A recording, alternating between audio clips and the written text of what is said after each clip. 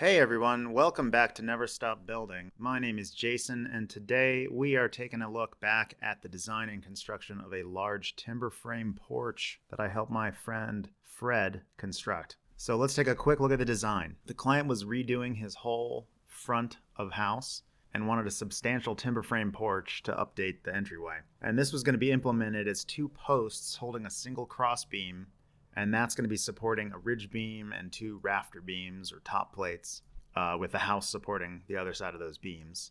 And all of this is going to support some massive rafters, and above that, a nice roof. So I started by translating the design from SketchUp into CAD to work out all the joinery and generate final shop drawings. There are a few large mortise and tenon joints, and then at the corners, we have a combination dovetail and mortise. I got to acknowledge that typically you don't want to use a dovetail in a tie beam situation like this because it's not the strongest type of joint in tension. However, in this case, we knew we were going to have these large timber locks holding the rafters together, tying the whole frame together. And also, this is an extremely large dovetail in Douglas fir, and there's not that many loads above the roof. It's just the roof load. So it made sense to do it in this case. All right, enough with the design. Let's get down to building it. We brought in these enormous Douglas fir S4S beams, selected them for orientation and grain and where they would fit in the finished piece. It's really funny looking back on this footage, as while I'm editing it, this shop has long been demolished. Actually, this project was our first collaboration in Boulder before I even moved into this shop space, which is there's basically nothing in it. And we really turned it into a pretty cool woodworking studio while it lasted. Laying out is the process of transferring the drawings to the actual timbers. You should note where the mortises go and how deep, where the pegs are placed, and where the tenons and the ends are cut.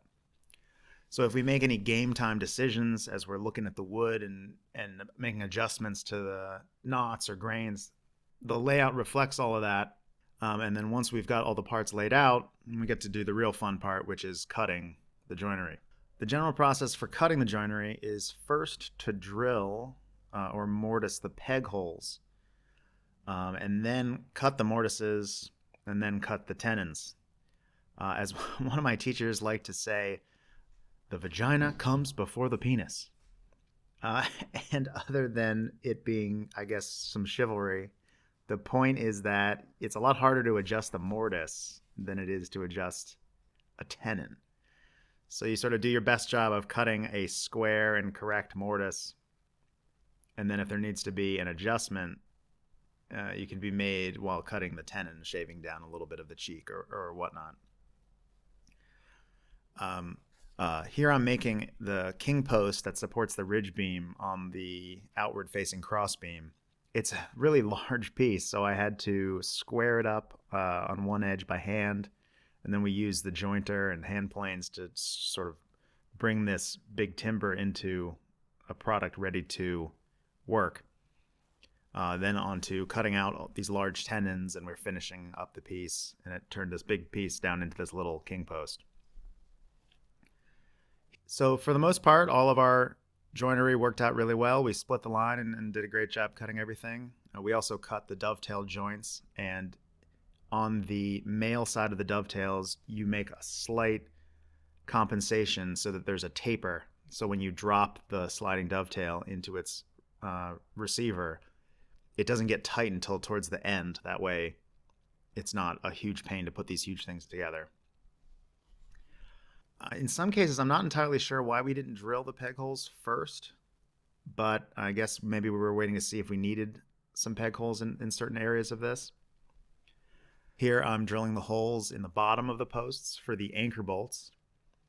So that little square mirror, it's a square of plastic mirror with a hole in it, and the trick is that when you line up your drill bit, if you see an even reflection in the mirror, you know you're drilling a straight hole perpendicular to the mirror. So that's kind of a cool trick there. If I recall, this project became a bit of a fire drill. I think I remember Fred calling me I was driving back from the West Coast, and he said, "Hey man, we gotta put this thing together." That's why for the most part in this I set up the time lapse and we just started cutting and crushing out joinery. Here is a little bit of me cutting one of the 8 rafters.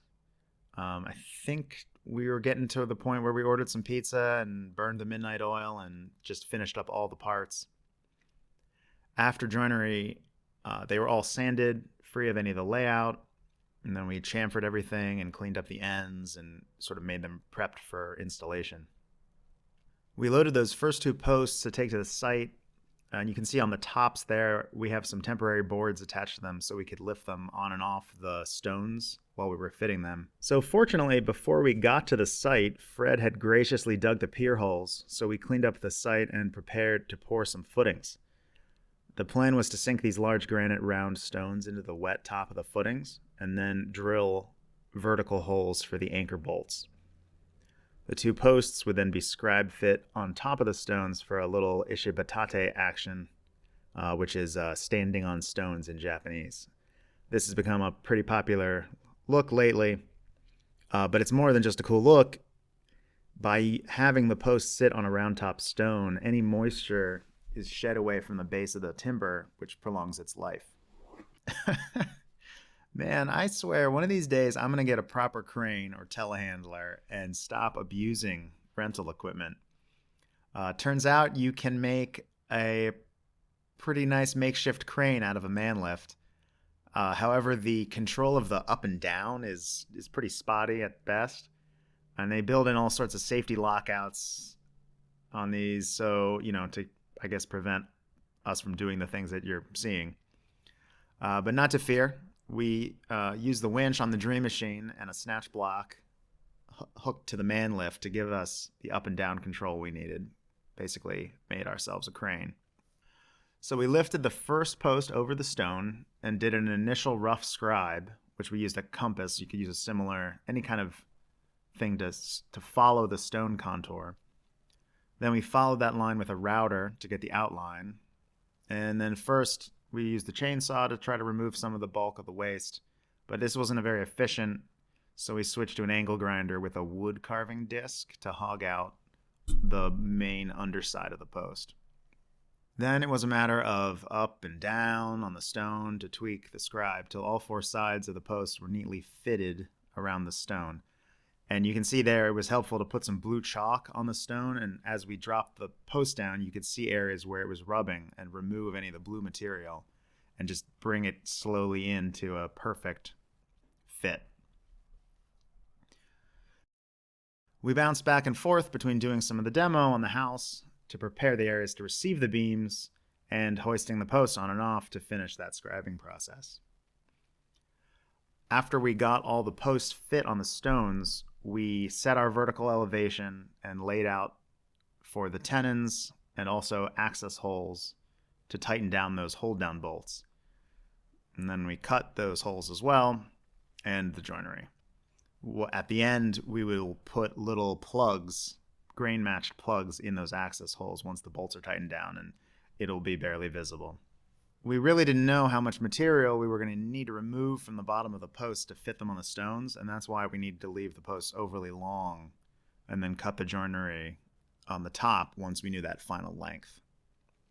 So it would not be a proper fire drill timber frame raising if we didn't start slinging timbers into the dark hours of the night. It's a good thing we had these big spotlights on the Dream Machine so we could keep on working. And I believe Fred was supplying us with a steady supply of Costco fig Newtons. And we kept saying power of the fig, which that just kept us going. And we got all the posts set and the beams placed that night. And it was quite an achievement. The next day, we started bracing and cinching closed all the joinery and inserting some of the pegs to secure it in place. So this is a slower, more painstaking process. After the excitement of raising and getting everything together, you got to step back and bring the building into plumb and square and work out all the details and close those joints before you attach anything else that's going to start to make the building more rigid. So you get everything just so, and then you start to lock it in place. That's when we attached the beams to the house finally and put in all the pegs and stuff like that. Once we figured out which were the nicest and first set of rafters, and we positioned those, and we set the remaining rafters in place, and as we bolted those down with large timber locks, that's when the rigidity of the structure really starts to increase. Next, we set a lower trim board that was pre-grooved to accept the cedar tongue and groove paneling, which we started laying all the way up the rafters to the peak.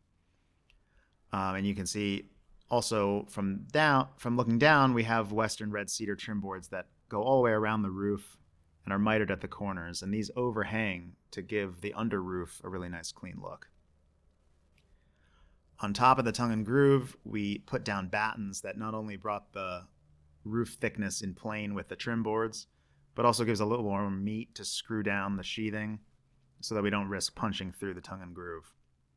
So then goes on the sheathing board, and we tape all the seams, and then we move on to roofing. So we'll attach a drip edge all the way around and screw down these metal roofing panels before attaching a metal ridge cap.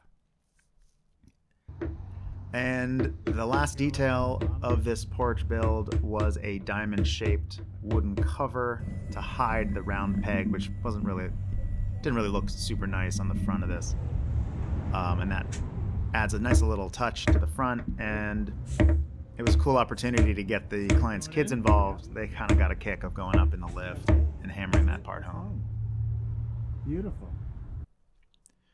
So that was a fun build. It is always a good time to work with fellow carpenters on a deadline to put together a big frame. And once the client finished up his facade makeover, I think the porch really shines. So if you're in the Boulder area, be sure to reach out to Fred at Mojo Woodworks. He's a solid carpenter and much nicer than I could ever be. So it was great working with him on this, and hopefully we'll do more projects together as the years go by. I'll leave you with some detail shots of the finished product. If you have any questions about this build, please put a comment below. I really do read all the comments. And I will put the plans for this project up on my Patreon page for those that support the channel. Thanks a lot for watching this, and I will see you next time.